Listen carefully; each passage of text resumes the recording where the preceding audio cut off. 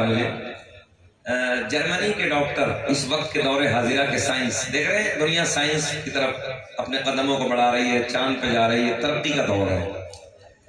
جرمنی کے ڈاکٹر کہتے ہیں کہ کینسر زیادہ پیدا کیوں ہوتا ہے؟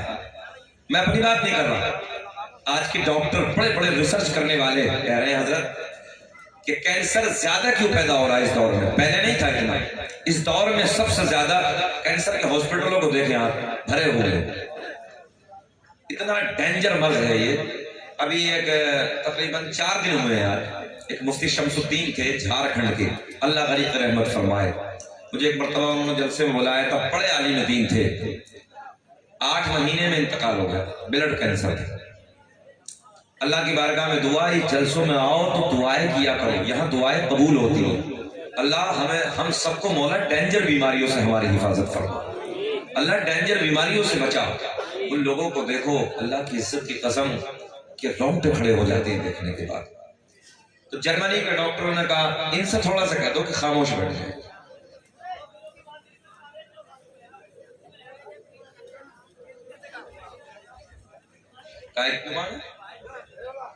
اچھا ایک آدمی جا کر آرام سے سمجھا دو کہ نہ سننا ہے تو مت سنو، مگر کم سے کم دوسرے کو ڈسٹرب مت کرو، صحیح ہے نا؟ کینسر پیدا کیوں ہوتا ہے؟ جرمنی کے ڈاکٹر نے ریسرچ کیا اور ریسرچ کرنے کے بعد دعویٰ کیا کہ کھڑے ہو کے کھانے اور پینے سے کینسر پیدا ہوتا ہے۔ توجہ ہے آپ کی؟ کھڑے ہو کر کھانے اور پینے سے کینسر جنم لیتا ہے، کینسر پیدا ہوتا ہے۔ میں نے کہا جرمنی کے ڈاکٹر ہو، تم آج بتا رہے ہو، آمنہ کے چاند نے 1400 سال پہلے بتا دیا۔ بول دو سبحان اللہ، سبحان اللہ۔ ایسے نہیں نورپور والوں جیسے تم سنتے ہو، ذرا مسکرا کے ایسے بولو جیسے داماد پہلی مرتبہ سسرال میں مسکرا کے بولتا ہے۔ بولیے سبحان اللہ، سبحان اللہ۔ اب تو بوڑھوں کے لبوں پہ مسکراہٹ آئی ہے۔ سسرال دنیا کی جنت ہے، جن کی ہے اللہ انہیں سلامت رکھے، جن کی نہیں ہے ان کی ہو جائے گا۔ بہرحال اللہ خوش رکھے، شاد آباد رکھے، مولا ترقی عطا فرمائے۔ کیا کہا؟ جرمنی کے ڈاکٹر کہتے ہیں کھڑے ہو کے کھانے پینے سے کینسر پیدا ہوتا ہے۔ میں نے کہا تم آج کہہ رہے ہو، حسنین کے نانا نے 1400 سال پہلے بتا دیا ہے۔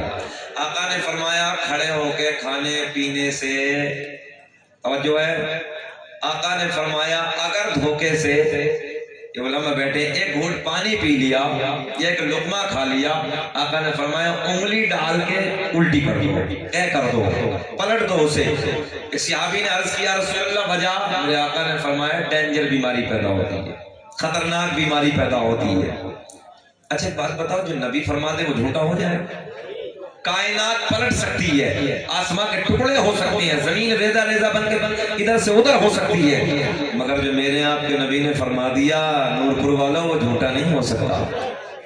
آقا نے فرمایا کھڑے ہو کے اگر دھوکے سے، جان کے نہیں، دھوکے سے ایک گھونٹ پانی پی لیا، انگلی ڈال کے پلٹ دو، الٹی کر دو، ڈینجر بیماری کا خطرہ ہے۔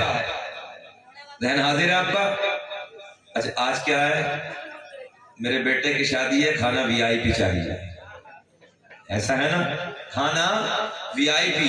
ہم نے کہا بھیا ہوتا کون سا وی آئی؟ کبھی کبھی مولوی پھنستا ہے ایسی شادی میں، ہم لوگ بھی پھنس جاتے ہیں۔ اب وہ تو پتہ جا کے چلتا نا وہاں، اب دعوت تھی چلے گئے، بھائی چلو بیٹیا کی شادی، کسی کی بیٹی تو بیٹی ہوتی ہے، سمان کے لیے محبت کے لیے چلے گئے، تو وہاں دیکھا تو سب وی آئی پی نظر آ رہے ہیں، سب کھڑے ہیں، سب کھڑے ہو کے اپنے اپنے ہاتھ سے کھا رہے ہیں۔ میں نے کہا یا اللہ یہ دن بھی دیکھنے کو تھے، کیسے دن آ گئے؟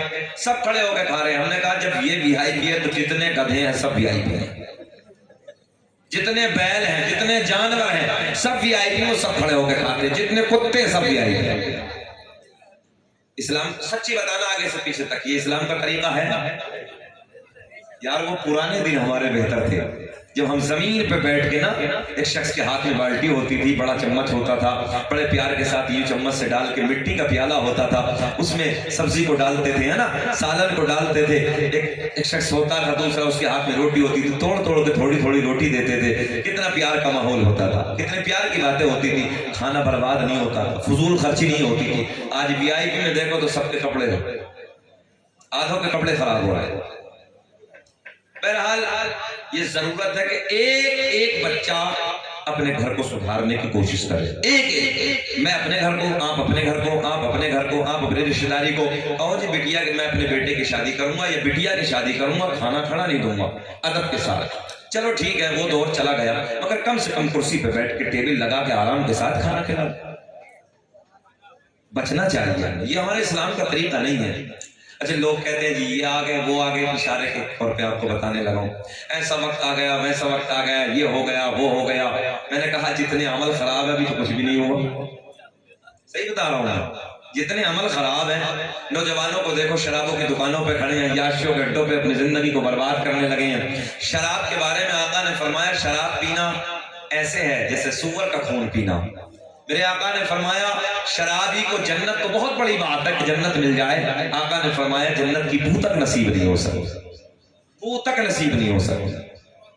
تو یہ باتیں بہت ساری ایسی ہیں جو ہمارے آج معاشرے میں ہیں. اللہ ایسی ڈینجر بیماریاں نا، یہ بھی بیماری ہے، اللہ ان بیماریوں سے بھی ہمیں محفوظ رکھے، اللہ دور رکھے، بچائے رکھے. کوشش کرو کہ ایک ایک بچہ اپنے گھر کو سدھارے. چچا وہ بھی سدھارے، بابا ہے وہ بھی سدھارے، تایا ہے وہ بھی سدھارے، دادا ہے وہ بھی کوشش کرے. ہم سب مل کے جب کوشش کریں گے تو انشاءاللہ حالات سدھرتے نظر آئے گا. بھائی بیٹی والا کہے کچھ بھی ہو جائے مجھے یہ منظور نہیں ہے، بیٹا والا کہے سب کچھ مجھے منظور ہے مگر یہ منظور نہیں ہے، انشاءاللہ سارے حالات سدھر جائیں گے. اب درود پاک پڑھیں. اللہم صلی علی سیدنا و مولانا محمد بارک صلی اللہ علیہ صلاۃ و سلام علیک یا رسول اللہ صلی اللہ علیہ وسلم. میں اپنے پیر و مرشد حضور تاج الشریعہ علیہ الرحمہ کے قلم سے نکلے ہوئے 2-3 شعر عادت کے مطابق ہمیشہ پڑھتا ہوں. احباب کی فرمائش آج بھی پڑھ دیتا ہوں، اچھا لگے تو دعاؤں سے نوازیں. کون ہے تاج الشریعہ جانتے ہیں؟ کہاں ہے آپ کا مزار؟ ذرا بول دیں، بلند آواز سے بول دیں، نہ اٹھائیں ہاتھ، ٹھنڈک ہے. کہاں ہے؟ بریلی شریف میں. جب حضور تاج الشریعہ حیات تھے نا تو اس وقت میں علیہ شریف جہاں صابر پاک آرام فرمان، وہاں ایک اس علاقے کا قداور علماء بیٹھے ہوئے تھے. ایک میٹنگ تھی کسی معاملے میں، اسی سلسلے میں کچھ باتیں ہو رہی تھی. تو ایک مجذوب بزرگ اس گلی سے گزرتے ہیں، جہاں بیٹھے تھے نا تمام علماء ایسے ہی گزرتے ہیں. حضرت سامنے سے لبوں پہ مسکراہٹ ہے اور کہتے ہیں مولانا صاحب آپ لوگ سب ادھر بیٹھے ہیں، آپ جانتے ہیں اس دور کا مطلب کون ہے؟ توجہ ہے آپ کی؟ غور سے سنیں نور پور والوں. ایک مجذوب ہے، یہ نا تھوک ہے نا نیچے بہ رہا ہے، داڑھی سنی ہے اور جو بال ہے نا گرد سے ہٹے ہیں، کپڑے بالکل پھٹے ہیں، میلے کچیلے ہیں، مگر اللہ والا ہے. ایسے جاتا ہے، لبوں پہ مسکراہٹ ہے، کہتا ہے آپ لوگ ادھر بیٹھے ہیں، جانتے ہیں اس دور کا کتب کون ہے؟ سارے علماء، بڑے بڑے علماء حیرت بھری نگاہ سے ان کی طرف دیکھتے ہیں. کہتے ہیں حضرت آپ بتا دیں. بڑے پیار میں کہتے ہیں اگر اس دور کا کتب دیکھنا ہے نا تو شہر بریلی میں اختر رضا کے حسین چہرے کو جا کر دیکھ لو. اللہ کے ولی کے قلم سے نکلے ہوئے 2-3 شعر آپ تک پہنچانے لگا ہوں. میں نے گوا جیسی پہاڑی کے علاقے میں، بنگلور جیسے اس چھیتر میں، اللہ کی عزت کی قسم ہم لوگ جب تاج الشریعہ علیہ الرحمہ کا نام لیتے تھے نا، ہم نے دیکھا حضرت کہ لوگ دہاڑے مار مار کے ایسے سامعین میں سے نا رونے لگتے تھے اور وہ کہتے تھے کہ حضرت آپ تو یو پی سے ہیں نا، جب دل چاہتا ہے نا مزار اعلیٰ حضرت پہ چلے جاتے ہیں، تاج الشریعہ کے دربار میں چلے جاتے ہیں. اور اللہ کا بڑا فضل ہے کہ آپ لوگ کوئی دور نہیں ہیں، جب بھی دل چاہتا ہے بریلی کا سفر شروع ہو جاتا ہے اور وہاں سے فیضان لے کے ادھر آ جاتے ہیں. اللہ ہم سب کو سلامت رکھے. اسی طریقے سے بزرگوں کے محبت کرنے والا رب کریم ہمیں تا زندگی رکھے، ہماری نسلوں کو اسی طریقے سے رکھے، کیونکہ حالات بگڑتے چلے جا رہے ہیں. آج لوگ نہ جانے کیا کیا کہتے ہیں. اللہ ان لوگوں سے ہمیں دور رکھے، ان کی صحبت سے ہمارے بچوں کو دور رکھے. بلند آواز سے درود پاک پڑھیں. اللہم صلی علی سیدنا و مولانا محمد بارک صلی اللہ علیہ وسلم و سلام علیک یا رسول اللہ صلی اللہ علیہ وسلم و سلام علیک یا حبیب اللہ. شعر سنیں. داغ فرقت طیبہ، آواز تھوڑی باریک کر کے ٹریبل بڑھا دیجیے. سبحان اللہ. داغ فرقت طیبہ قلب مزمحل جاتا، داغ فرقت طیبہ قلب مزمحل جاتا، کہ داغ فرقت طیبہ قلب مزمحل جاتا،